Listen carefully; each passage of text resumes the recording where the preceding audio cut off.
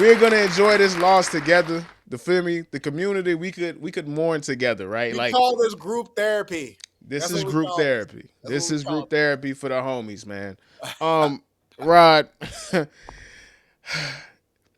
we shouldn't feel like this 2 weeks into the season.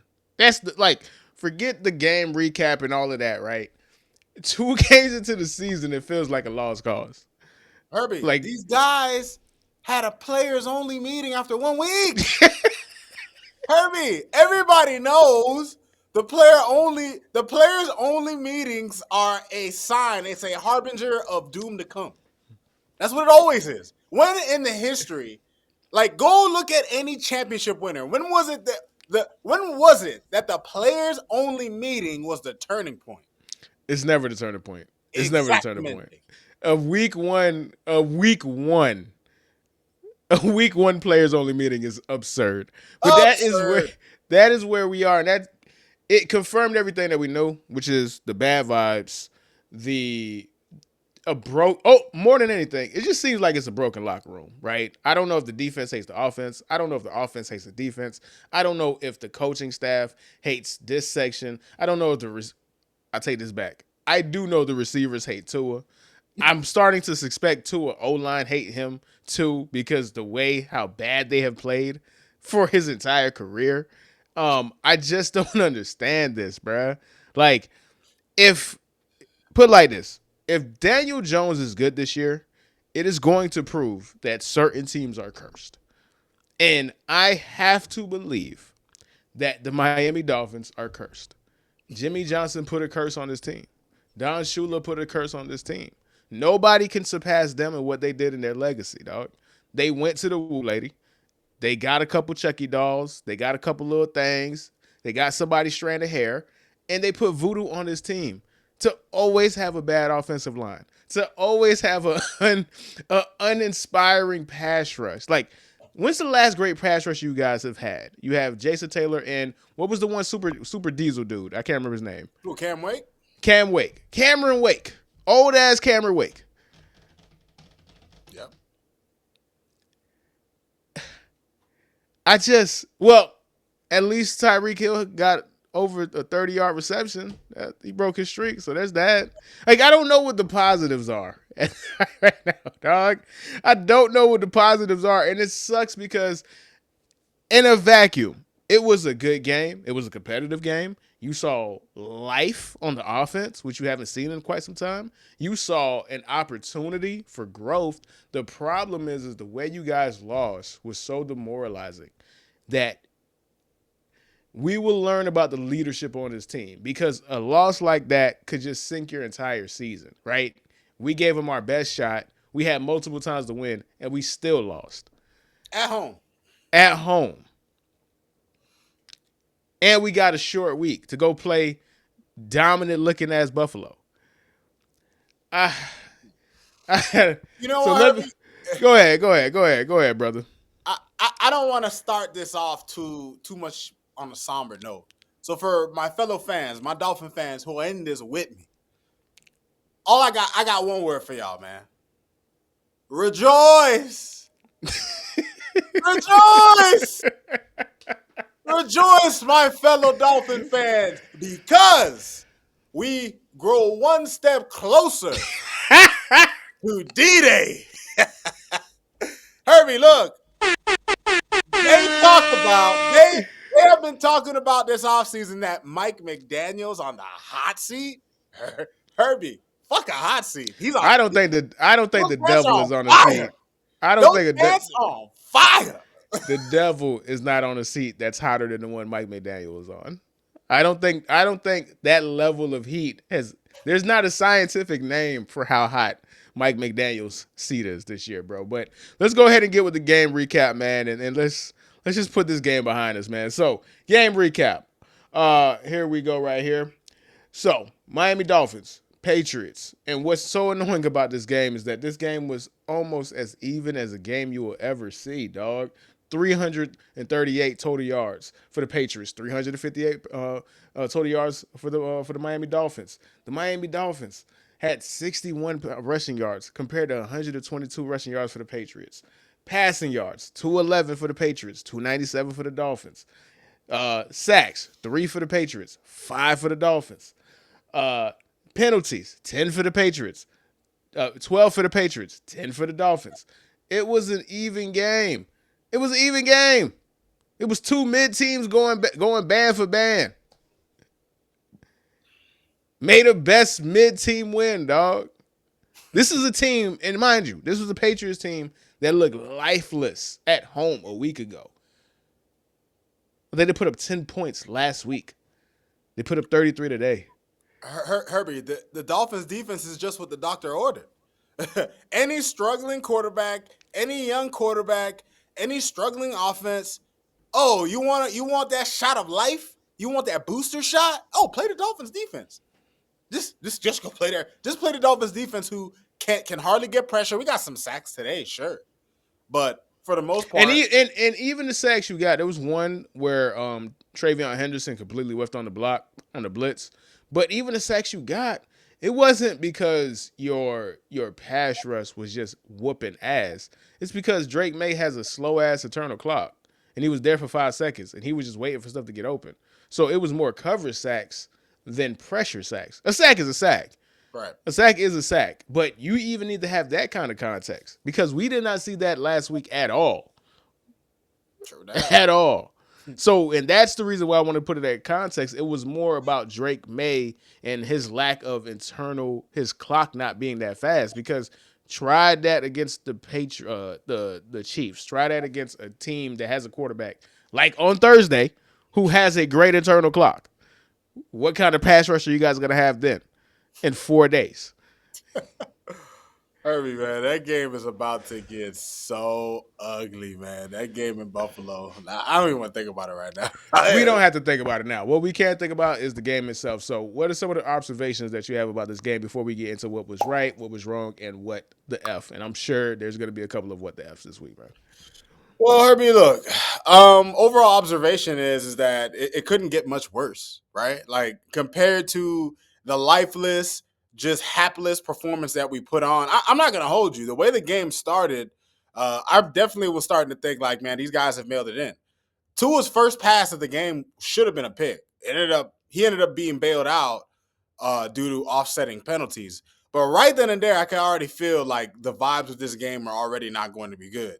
Now, granted, when you watch the game, it felt like the Patriots were dominating in the first half. They were only up by one by the end of the half, but they dominated time of possession because we couldn't get anything going on our first drive, and our defense couldn't get off the field, Herbie.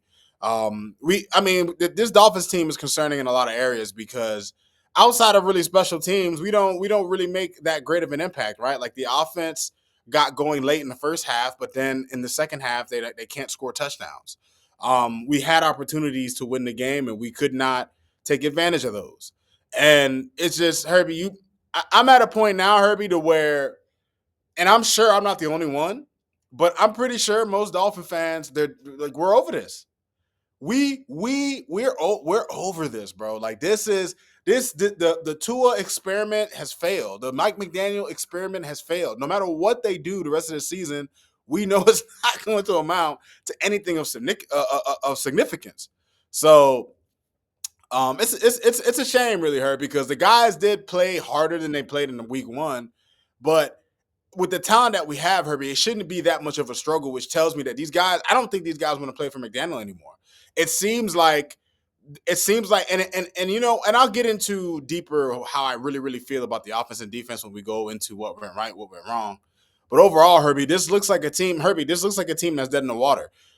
Just picture this. We are likely 0-3 because you could say any given Sunday, but anybody with a brain is going to tell you that the Dolphins aren't doing anything in Buffalo. So we're going to start 0-3. And then our best chance at our best possible record to start the first quarter of the season is a 1-3 record. And that's a maybe. Even though the Jets didn't look good today, who knows how we're going to look against them, because as you know, Justin Fields has been one of our kryptonites. So, like, Herbie, this experiment is over. You know what I'm saying? Like, this experiment is it's done. It's played out. It's been figured out. You know what I mean? And the sad thing, and I'll get into deeper what I mean by what has been figured out, but it's just a shame. It's Oh, it's a shame. No, okay, so let me focus in on that part of the conversation, right? Because I think that's a macro conversation waiting to happen. We and I'm only speaking for me and you, right? Like there's gonna be obviously more positive Dolphin fans who feel this differently, but I wanna retract to something you said. The reason why we are pessimistic is not because they have looked bad these first two games, because it is a 18 game season. There's obviously plenty of time for things to turn around. Nobody's denying that. We would be idiots. We've been NFL fans for 30 years at this point, right? Like we've seen all kinds of things. The 2004 New England Patriots started 0-2 and won 14 straight games, right? Like 0-2 doesn't mean the team is done, Right. but there's different type of 0-2s. And the reason why this 0-2 feels different is precisely because of what you said. These guys feel like they don't want to play for Mike McDaniel. So I can't come to work every day if I think my coach, who I might think is a nice guy, I'm just tired of what he says. I'm tired of his message. I'm tired of his scheme. I'm tired of the They're fact tuning that him out. we tune them out. I'm tired of the fact that I feel like my head coach is not adjusting to the adjustments. I'm seeing things on film that other coaching staffs, other coaches are doing that's different, that's evolved. I'm seeing that there's certain coverages that I'm running the same route into because the jig is up, and I'm seeing success that we feel like I'm seeing the limits on whatever this experiment is as a football player. That type of 0-2 is hard to come back from. That type of 0-2 is come back from. And I got to go ahead and highlight this comment right here, man. Flores is right. The Flores Hive is coming back, Rod. The Flores Hive is coming back. They are loud. They are getting louder and louder, and the voice and the clarity is heard. The decibels of this hive is heard. How loud this hive is getting is heard. Um, this is just bad, man. I'm not gonna say it is bad, but it feels bad. And it Yeah. feels like somebody just popped the air out of the balloon again. We couldn't even make it to week 7 before we feel like this, dog. You know what, Herbie? That's the funny part. Like, I was thinking to myself, like, you know what? The Dolphins didn't even do their usual routine of like giving us false hope. You know what I mean? Like, normally the Dolphins give you some false hope the first half of the season. We might start 3-0. You know, we might start 4-1. Oh yeah, we might make the playoffs this year. Like, we didn't even get that. Like, Herbie, right off the bat, it's a dumpster fire. Right off the bat. Out the bat. So let's go ahead and progress the conversation, man. What went right, what went wrong, and what the F, man. So what you got for me, Rob? All right, what went right, Herbie, is a small list of things, right? What went right, first of all, was Malik Washington. You know, that's obviously like he had the play of the game, a momentum swing play. But although I'm gonna WTF something else, overall, Herbie, the offense for the most part, at least they showed up today. Mike McDaniel, I thought had learned his lesson. He started to run the ball to get us going early in the game because obviously all the cutesy motion dancing stuff wasn't working like it normally does, and it's not going to work until you can run the ball. But excuse me, we were actually able to put up some points today. We were able to score. Um, look, I mean, that I guess that's the extent of what went right, Herbie. The offense wasn't a complete shit show today. We didn't put up an 8-point performance. The offense put up 20 with a 7 from the special team, so we were able to see a score. And I guess the left side of the line can block better than the right side. I guess that's also something that went right. But there was a whole lot of wrong, Herbie. There was a whole lot of wrong to me, man. And obviously the defense, Herbie, is where I start with the wrong. You know what I mean? Like, Herbie, up until pretty much the end of the half of the first half, we had allowed a score on every drive to start the season. As a matter of fact, outside of kneel downs, pretty much, we only stopped the Patriots twice. Like this, Herbie, this defense, which was ranked top 4 in total defense last year, ninth in the rush, ninth in passing. So this was like a decent defense last year. They've lost all confidence. They've lost all their mojo, Herbie. And the biggest and most damning thing about our defense, Herbie, is that they can't get off the field. Even when we stop teams on third down, Herbie, teams have no fear of going for it on fourth down. They're not afraid of they're not afraid of anything that we do on defense, and it shows. Right? It showed last week against Daniel Jones, who we're seeing now. Shane Steichen might have unlocked whatever it is he has in him, right? Because the Colts beat the Broncos today. But Herbie, just about any quarterback worth his salt is going to be able to just smack up our defense. Like the defense has not been able to get consistent pressure. They haven't been great against the run. I mean, we've allowed teams to run for over 100 yards in back-to-back games. What do they do well? We haven't gotten turnovers. Like it's just Herbie. This defense is just I don't even if the offense ends up playing at their highest level, we're now in a situation where we're basically like the Bengals from last year, to where our defense can't stop anybody. And when your defense can't stop anybody, sometimes most of the time it doesn't matter how good you are on offense. You know what I'm saying? Another thing that I'll say too, Herbie, is that I know there are going to be people who will bring up Tua's stat line and they'll say, "Oh no, Tua wasn't the problem." Stop it. Like, stop it. Okay, Tua had an okay game, but he could have made the plays to win this game. He's the $50 million a year. He's the $50 million a year quarterback. You understand what I'm saying? Like, and when the game was on the line and we needed him to make a play, he throws an interception. When the game is on the line and we have another opportunity, he can't. He like Herbie. There were multiple times in this game where Tua looks downfield, he runs out of the pocket, and he runs out of bounds. He can't even get you an extra yard. He can barely make it back to the line of scrimmage. You know what I'm saying? Like he can like Herbie, like with Tua, once the offense gets shut down, Herbie, Tua just can't offer you much. And you saw it in the game today. You saw it in the game. And like the homie Dolphins fan 1979 said, man, Tua had a chance to win the game. He choked. You know what I mean? Granted, the offensive line Larry Baum didn't do him any favors, but he had opportunities outside of just, the offensive line blowing assignments. He did have opportunities, Herbie, and he couldn't come through. And Herbie, that's a massive problem, man. That's a massive problem. And my WTF, or like the biggest WTF for me in this game, Herbie, how the hell do you score a punt return and you give up a kick return the very next one? Herbie, the kick return happened within 12 seconds of the punt return. How? Only the Dolphins can do that, bro. Only the Dolphins.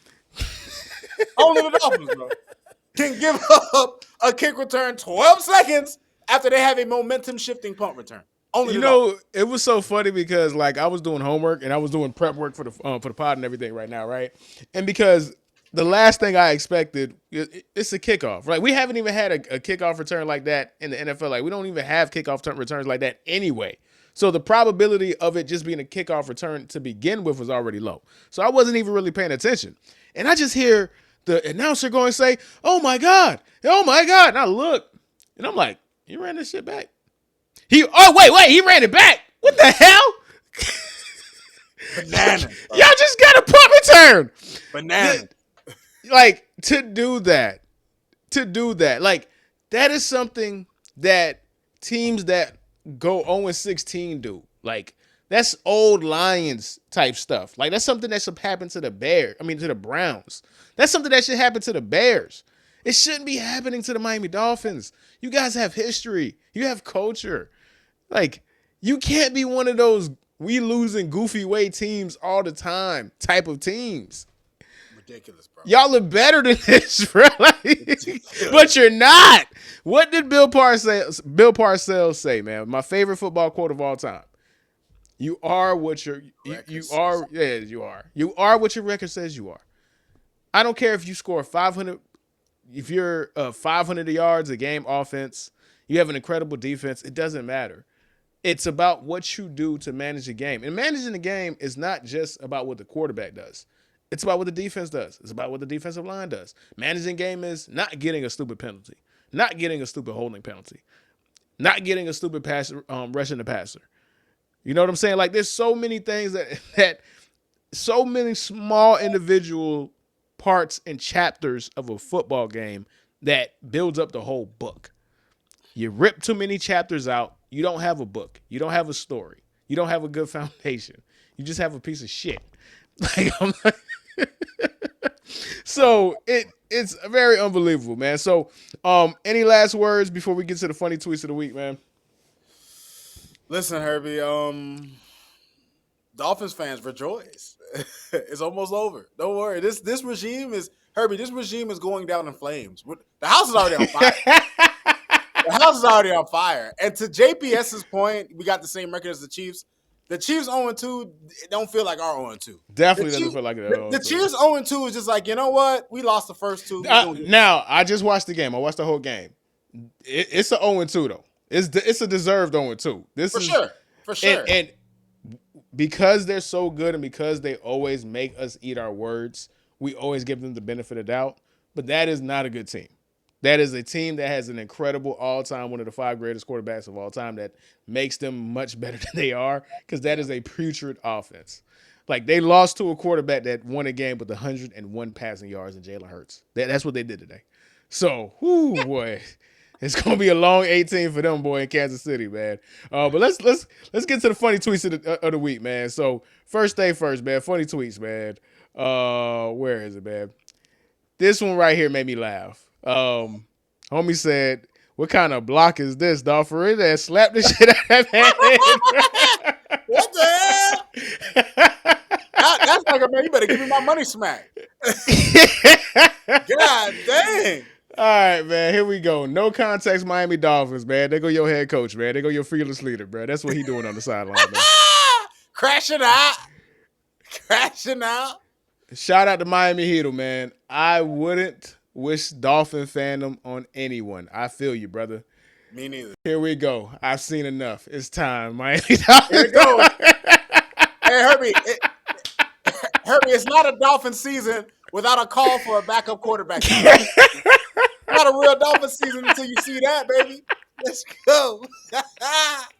Calling for the backup. It's Ewers time. Y'all can't be calling for Quinn Ewers after 2 weeks, man. Come on, man. Come on, man. Until they start calling for Herbie. Let me tell you something. I'll never forget back in the Tannehill days how, man, Matt Moore was king, bro. Like, people couldn't wait to see Matt Moore back in the day. Man, we can't be calling for Quinn Ewers, man, 2 weeks into the season, man. Come on, man. All right, bro. Next one, dog. Dolphin fans looking at their tank for Tua tweets from 2019, man. This one made me laugh. This one was really funny. This one takes the cake, though, man. Worst possible QB. Tua's decision making, CTE, Tua's hand size, Tua's accuracy, Tua's athleticism, Tua's mobility, Tua's arm strength. This is a straight burn right here. Just burn. Just burn. Man. Oh my God, man. All right, so these are good tweets of the week, man. So